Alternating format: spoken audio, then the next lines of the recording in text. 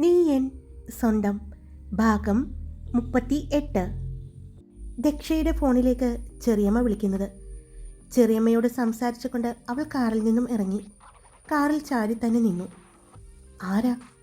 ദയ ചോദിച്ചു. ചെറിയമ്മയാണ്, അവൾ പറഞ്ഞു. എൻ്റെ പൊന്നു, നീ വന്നിട്ട് അങ്ങോട്ട് ചെന്നില്ല എന്നുള്ള പരാതിയല്ലേ? ഞാൻ അങ്ങോട്ട് ചെല്ലുന്നില്ല എന്നുള്ള പരാതി കുറേ കേട്ടു. ഇനി നീ കേട്ടോ എന്ന് പറഞ്ഞുകൊണ്ട് ദയ റെസ്റ്റോറൻറ്റിലേക്ക് കയറി. കൂടെ തന്നെ അവളുടെ കൂട്ടുകാരും. അപ്പോഴും അവൾ കാറിൽ ചാരി തന്നെ നിന്ന് ഫോണിൽ സംസാരിച്ചു. ശ്രീദേവ് കാറിൽ നിന്നും ഇറങ്ങിയതും അവൾ കാറിൽ ചാരി നിന്ന് സംസാരിക്കുന്നത് അവൻ കണ്ടു. അവൻ്റെ പുറകെ തന്നെ വന്ന് കാറിൽ നിന്നും ഇറങ്ങിയ വിശ്വത്തിനോടും റോയിയോടും ശങ്കറിനോടും ശരണ്യയും കൊണ്ട് അകത്തേക്ക് പോയിക്കൊള്ളാൻ പറഞ്ഞു. ഒരു കോള് ചെയ്യാനുണ്ടെന്നാണ് പറഞ്ഞത്. പക്ഷെ കാറിൽ ചാരി നിൽക്കുന്ന ദക്ഷയെ അവർ കണ്ടിരുന്നു. അതുകൊണ്ട് തന്നെ ശ്രീദേവ് എന്തിനാണ് തങ്ങളെ പറഞ്ഞു വിടുന്നത് എന്ന് മനസ്സിലായതും ഒരു പുഞ്ചിരിയോടെ അവർ അകത്തേക്ക് കയറിപ്പോയി. ഫോണിൽ സംസാരിച്ചു കൊണ്ടിരുന്ന ദക്ഷയെ പെട്ടെന്ന് അവളുടെ കയ്യിൽ പിടിച്ച് ശ്രീദേവ് കാറിൻ്റെ പിന്നിലേക്ക് മാറ്റി നിർത്തിയത്. ഏയ്, ഇതെന്തേ കാണിക്കുന്നേ എന്ന് അവൾ ചോദിച്ചു തീരുന്നതിന് മുമ്പ് ശ്രീദേവ് കാറിലേക്ക് ചേർത്ത് നിർത്തി അവളുടെ ദേഹത്തേക്ക് ചേർന്ന് നിന്നു. അപ്പോൾ അവളുടെ ഫോണിൽ നിന്നും ഹലോ കേൾക്കുന്നുണ്ട്. ഫോൺ വാങ്ങി അത് കട്ട് ചെയ്തു ശ്രീദേവ്. അപ്പോഴും അവൾ അവനെ തന്നെ നോക്കി നിൽക്കുകയായിരുന്നു. ഫോൺ കട്ട് ചെയ്തുകൊണ്ട് അവളുടെ മുഖത്തേക്ക് നോക്കിയ ശ്രീദേവ് കാണുന്നത് തന്നെ നോക്കി നിൽക്കുന്ന ദക്ഷയാണ്. എന്താ? അവൾ ചോദിച്ചു. അത് തന്നെയാ ഞാൻ ചോദിക്കുന്നത്. എന്താ? ദേഷ്യത്തിലാണോ? അവൻ ഒരു കള്ള പുഞ്ചിരിയോടെ ചോദിച്ചു. എന്തിനാ? അവൾ തിരിച്ച് അതേ പുഞ്ചിരിയോടെ തന്നെ ചോദിച്ചു. അങ്ങനെയൊരു സീൻ എടുത്തപ്പോൾ അവൻ ചോദിച്ചു. ഇല്ലല്ലോ, നിങ്ങൾ പറഞ്ഞില്ലേ അത് അഭിനയമാണെന്ന്. പിന്നെ ഞാൻ എന്തിനാ ദേഷ്യപ്പെടുന്നത്? പക്ഷേ അത് ആക്ടിംഗ് ആയിട്ടും എന്തുകൊണ്ടാ നിങ്ങൾക്ക് ഞാൻ നിന്നപ്പോൾ അഭിനയിക്കാൻ പറ്റാഞ്ഞത്? ഇതുവരെ ശ്രീദേവ് അങ്ങനെ ഒരു റൊമാൻറ്റിക് സീൻ വന്നു കഴിഞ്ഞാൽ അത് പെട്ടെന്ന് ഒറ്റ ടേക്കിൽ തന്നെ ശരിയാക്കാൻ നോക്കാറുണ്ടല്ലോ. പിന്നെ ഇന്ന് എന്ത് പറ്റി? 2-3 പ്രാവശ്യം പോയെന്ന് പറഞ്ഞല്ലോ. എന്താ, ഞാൻ മുന്നിൽ നിന്നപ്പോൾ നായകന് അഭിനയിക്കാൻ പറ്റിയില്ലേ? അതിൻ്റെ കാരണം എന്താണെന്ന് ഒന്ന് പറഞ്ഞു തരാമോ എന്ന് പറഞ്ഞുകൊണ്ട് അവൾ ശ്രീദേവിൻ്റെ കയ്യിൽ നിന്നും അവളുടെ ഫോൺ വാങ്ങിക്കൊണ്ട് കൈകൾ കെട്ടി അവന് മുന്നിൽ നിന്നു. അവളുടെ ആ നിൽപ്പും ഭാവവും കണ്ട് ശ്രീദേവ് അവളെയൊന്ന് നോക്കി. അപ്പോൾ എന്തുകൊണ്ടാണ് ആ സമയത്ത് ഈ നായകന് അഭിനയിക്കാൻ പറ്റാതെ പോയത് എന്നല്ലേ അറിയേണ്ടത് എന്ന് ചോദിച്ചുകൊണ്ട് ശ്രീദേവ് അവൾ ചാരി നിന്ന കാറിൻ്റെ ഇരുവശവും കൈകൾ കുത്തിക്കൊണ്ട് അവളുടെ അടുത്തേക്ക് ചേർന്ന് നിന്നുകൊണ്ട് പറഞ്ഞു. അതെ, അവളും അവൻ്റെ കണ്ണുകളിലേക്ക് നോക്കി തന്നെ പറഞ്ഞു. അതിന് ഒരേ ഒരു കാരണേ ഉള്ളൂ. നായകനായ എൻ്റെ നായിക അല്ലായിരുന്നു അവിടെ. എൻ്റെ നായിക നിൽക്കുന്നിടത്തേക്കാണ് ഞാൻ നോക്കിയത്. ശ്രീദേവ് പറഞ്ഞതും ആണോ? അപ്പോൾ ഇത്രയും നാളും അഭിനയിച്ച സിനിമകളിലൊക്കെ റൊമാൻറ്റിക് സീനുകളൊന്നും ഇങ്ങനെ ഉണ്ടായിരുന്നില്ലല്ലോ. ഇതിൽ മാത്രം ഉണ്ടാകാൻ എന്താ കാരണം? അവൾ ചോദിച്ചു. എൻ്റെ നായികയെ ഞാൻ കണ്ടുപിടിച്ചത് ഇപ്പോഴാണ്.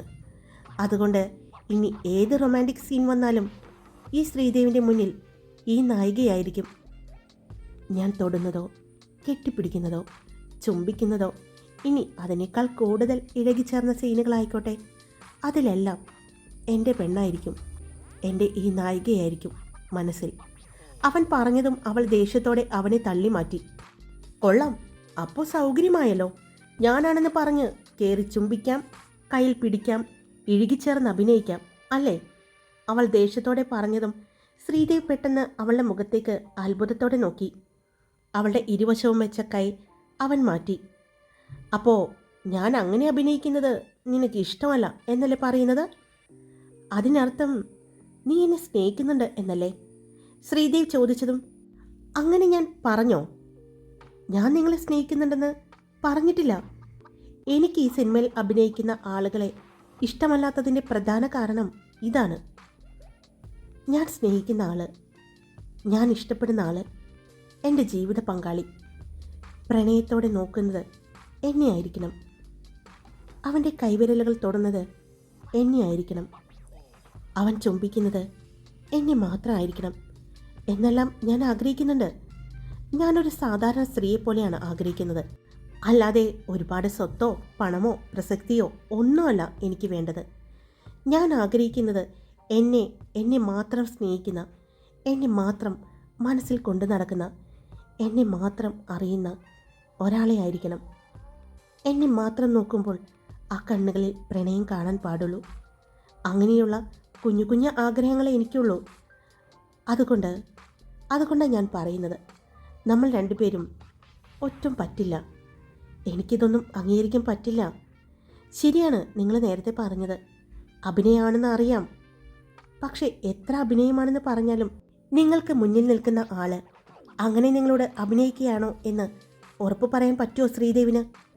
ഇപ്പോൾ എൻ്റെ ദയചേച്ചി നിങ്ങളുടെ ഒപ്പം അഭിനയിക്കുമ്പോൾ അത് അഭിനയമാണെന്ന് എനിക്ക് പറയാൻ പറ്റും. കാരണം നിങ്ങളുടെ മനസ്സിലൊന്നുമില്ല, എൻ്റെ ചേച്ചിയുടെ മനസ്സിലൊന്നുമില്ല. നിങ്ങൾ രണ്ട് വ്യത്യസ്ത ക്യാരക്ടറുകൾ മാത്രമായിരിക്കും അപ്പോൾ.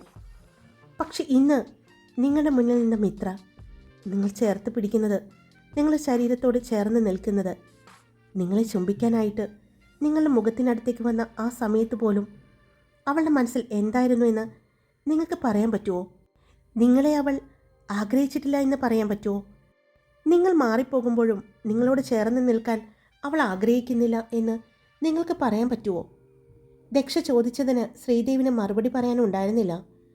അതുകൊണ്ടാണ് ഞാൻ പറയുന്നത്, എനിക്കിതൊന്നും ഉൾക്കൊള്ളാൻ പറ്റുന്നില്ല. എത്രയൊക്കെ എനിക്ക് നിങ്ങളെ അറിയാം, നിങ്ങളുടെ ജോലിയെക്കുറിച്ച് അറിയാം എന്ന് പറഞ്ഞാലും മനസ്സിലത് ഒരു കരടായിട്ട് കിടക്കില്ലേ? അതുകൊണ്ട് എന്നെ വിട്ടേക്ക്,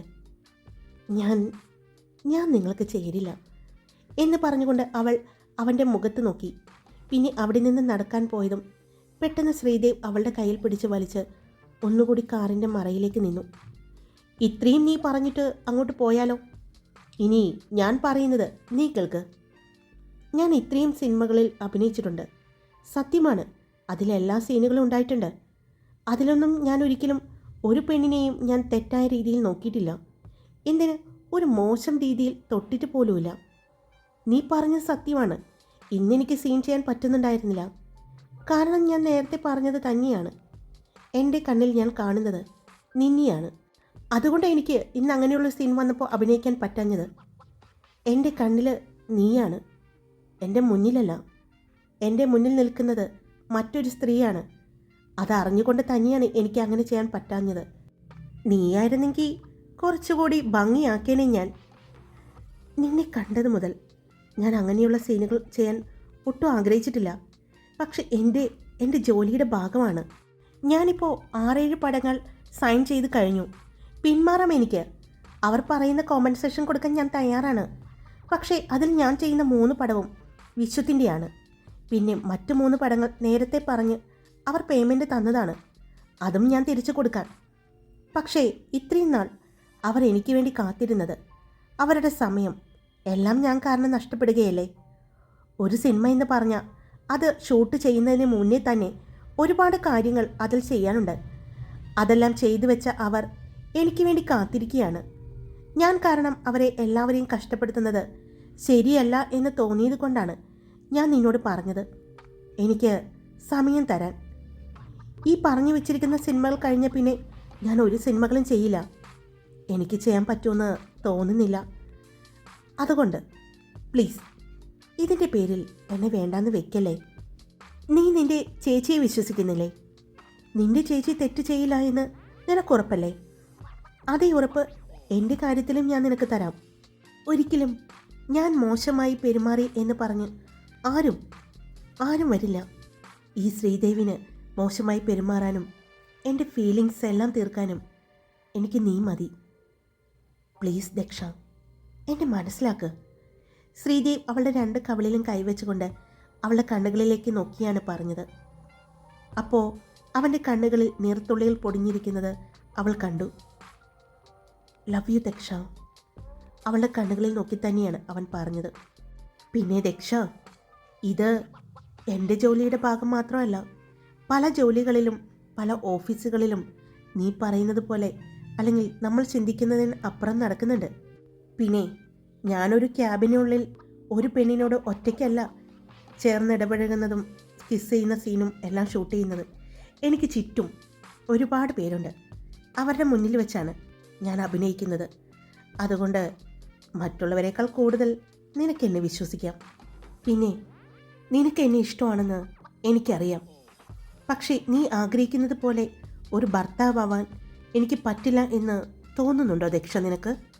ദക്ഷ, ഞാൻ നിനക്ക് ഉറപ്പ് തരാം, നീ ആഗ്രഹിക്കുന്നത് പോലെ മുഴുവനും എനിക്ക് പറ്റിയില്ലെങ്കിലും എൻ്റെ പരിമിതിയിൽ നിന്ന് ഞാൻ നീ ആഗ്രഹിക്കുന്ന രീതിയിൽ നിൻ്റെ പ്രണയമാകാൻ, അതിലൂടെ നിൻ്റെ പ്രാണനാകാനും, പിന്നെ നീ ഇപ്പോൾ പറഞ്ഞതുപോലെ നിൻ്റെ ഭർത്താവാകാനും ഞാൻ ശ്രമിക്കുമെന്നല്ല, ആയിരിക്കും.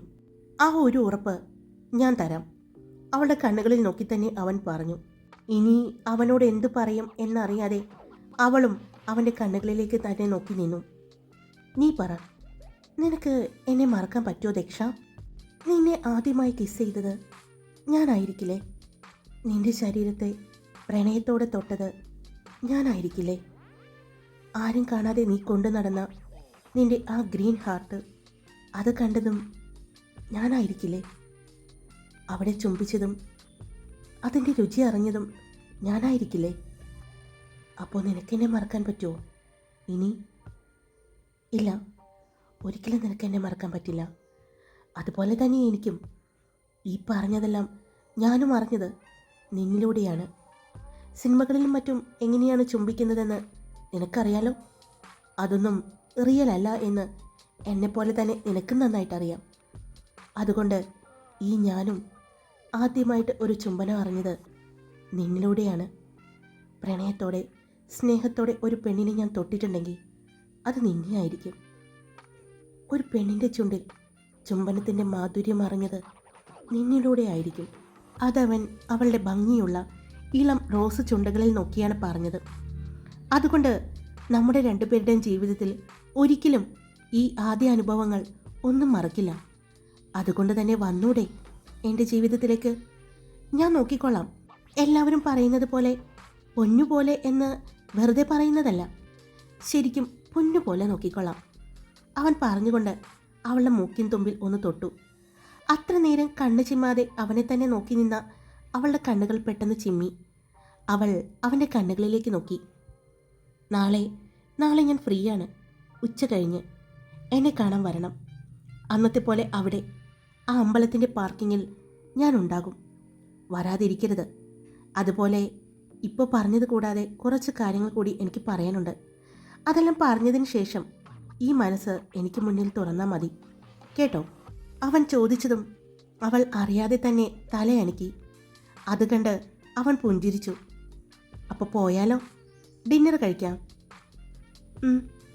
ഇനി മുഖം വീർപ്പിച്ചിരിക്കരുത്, കേട്ടോ എന്ന് പറഞ്ഞുകൊണ്ട് അവൻ അവിടെ നിന്ന് നടന്നു. അപ്പോഴും അവൾ നിന്നെടുത്ത് തന്നെ നിൽക്കായിരുന്നു. ശ്രീദേവ് 2 ചുവട് മുന്നോട്ട് നടന്ന് തിരിഞ്ഞു നോക്കിയതും അവൾ അങ്ങനെ തന്നെ നിൽക്കുന്നത് കണ്ടു. ഈ പെണ്ണ് എന്ന് പറഞ്ഞ് ശ്രീദേവ് തലയിൽ ഒന്ന് കൊട്ടിക്കൊണ്ട് തിരിഞ്ഞ് അവളുടെ അടുത്തേക്ക് നടന്നു. വാ ഇങ്ങോട്ട് എന്ന് പറഞ്ഞ് അവളുടെ കൈ പിടിച്ചുകൊണ്ട് നടന്നു. അപ്പോൾ അവളുടെ ചുണ്ടിൽ ഒരു പുഞ്ചിരി വിരിഞ്ഞിരുന്നു. അവർ രണ്ടുപേരും ഒരുമിച്ചാണ് അകത്തേക്ക് കയറിയത്. അകത്തേക്ക് കയറിയതും ശ്രീദേവ് അവൻ്റെ ഹുഡിയും ഗ്ലാസും കണ്ണിലേക്ക് വെച്ചു. അവളുടെ കൈ പിടിച്ചുകൊണ്ട് തന്നെ നടന്നു. ഇതുപോലെ എൻ്റെ പരിമിതിക്കുള്ളിൽ തന്നെ ഇതുപോലെ ചേർത്ത് പിടിച്ച് എപ്പോഴും ഞാൻ കൂടെയുണ്ടാകും. അവൻ തല ചരിച്ച് അവളുടെ മുഖത്തേക്ക് നോക്കിക്കൊണ്ട് പറഞ്ഞു. അവളുടെ ചുണ്ടിൽ ചെറിയൊരു പുഞ്ചിരി മിന്നി മാഞ്ഞു. അവനും ആ നിമിഷം കണ്ടിരുന്നു അത്. അവൻ്റെ കണ്ണുകൾ വിടർന്നു. അവർ രണ്ടുപേരും ചെല്ലുമ്പോൾ എല്ലാവരും VIP ഏരിയയിലെ ഫുഡ് കൗണ്ടറിനടുത്ത് ഇരിക്കുന്നുണ്ടായിരുന്നു. ശ്രീദേവ് അവിടെ എത്തിയതും അവളുടെ കയ്യിൽ നിന്നും കൈവിട്ടു. അത് കണ്ടതും അവൾ അവൻ്റെ മുഖത്തേക്ക് നോക്കി. എന്തു പറ്റി കൈവിട്ടത്? അവരുടെ മുന്നിലെല്ലാം എൻ്റെ കൈ പിടിക്കാൻ പേടിയാണോ? അവൾ പതിയെ ഒരു കുസൃതിയോടെയാണ് ചോദിച്ചത്.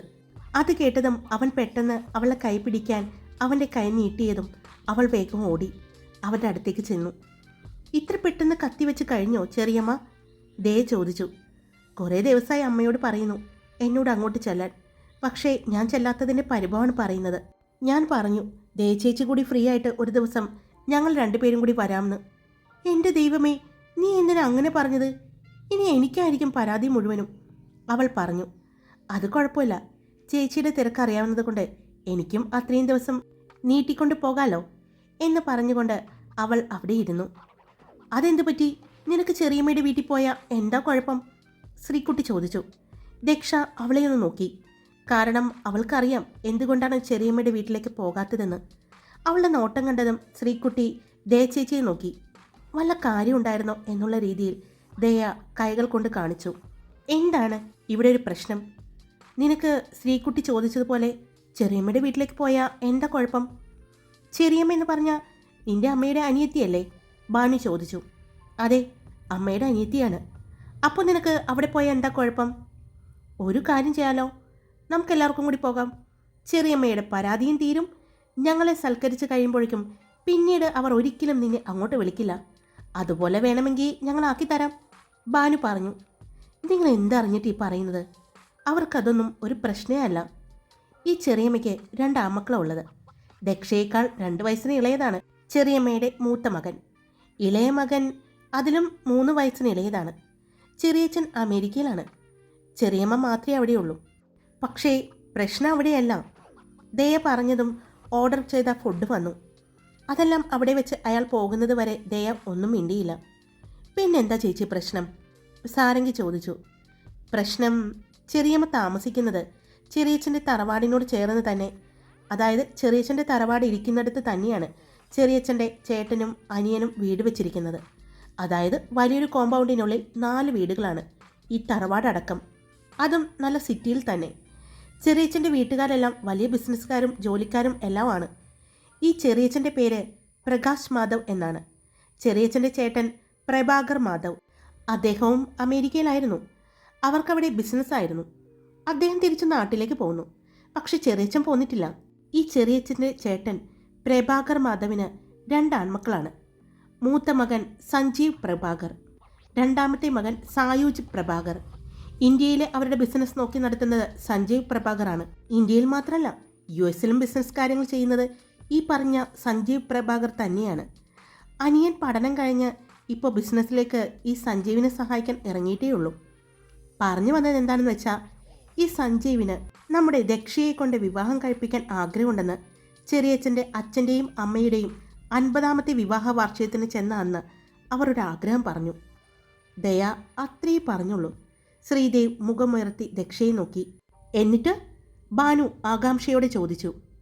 എന്നിട്ടെന്താ, അച്ഛനും അമ്മയും പറഞ്ഞു അവൾ പഠിക്കുകയല്ലേ, കുറച്ച് കഴിഞ്ഞിട്ടേ കല്യാണം ആലോചിക്കുന്നുള്ളൂ എന്ന്.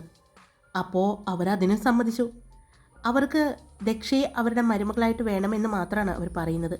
അതിന് എത്ര വർഷം വേണമെങ്കിലും കാത്തിരിക്കാൻ അവർ റെഡിയാണെന്നാണ് പറയുന്നത്.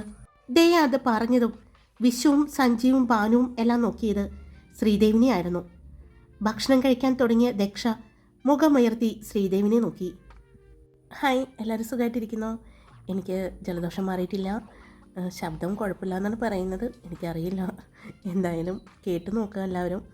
ഇഷ്ടപ്പെട്ടാൽ നിങ്ങളുടെ അഭിപ്രായങ്ങൾ പറയുക, ലൈക്ക് ചെയ്യുക. സബ്സ്ക്രൈബ് ചെയ്യാതെ കേൾക്കുന്നവരുണ്ടെങ്കിൽ സബ്സ്ക്രൈബ് ചെയ്ത് സപ്പോർട്ട് ചെയ്യുക. ഓർമ്മയ്ക്കായി എന്ന സ്റ്റോറി ഉടനെ അപ്ലോഡ് ചെയ്യുന്നുണ്ട്. അപ്പോൾ അതും കേട്ടിട്ട് നിങ്ങളുടെ അഭിപ്രായങ്ങളൊക്കെ പറഞ്ഞോളൂ കേട്ടോ. Love you all. It's me Karthika.